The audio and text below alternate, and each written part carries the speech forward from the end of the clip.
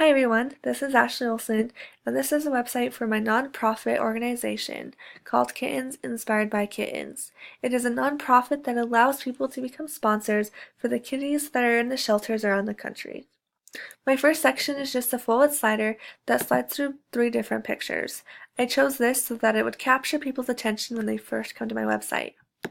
The next section is the Who We Are section. This just helps explain a little bit more about the nonprofit organization and what they are doing to help those kitties that are stuck in the shelters until they get adopted. This section is the How to Sponsor section. This explains a little bit more about the sponsorship program that we would like people to help with. Right here it explains the steps on how to become a sponsor, which would lead you down to the page below. This section is my favorite section. It includes pictures of the kitties and their name and descriptions. This allows people to get to know these kitties better to help them ultimately decide which kitty or kitties they'd like to become sponsors for. Down here is my call to action section. This is where they would sign up after reading over the sponsorship information.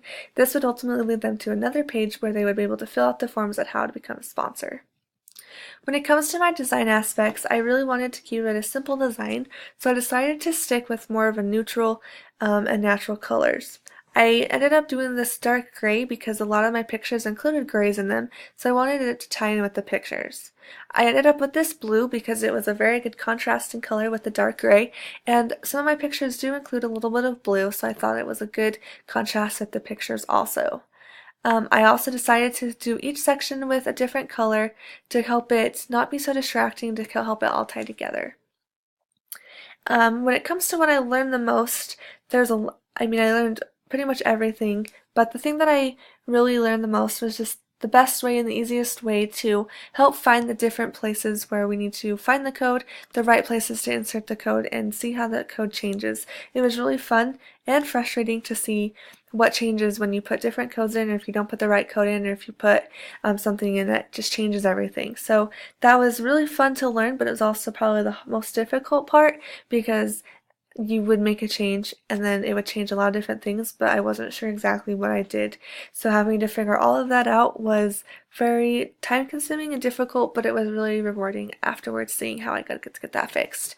Another difficult thing is I had with some media queries for my mobile.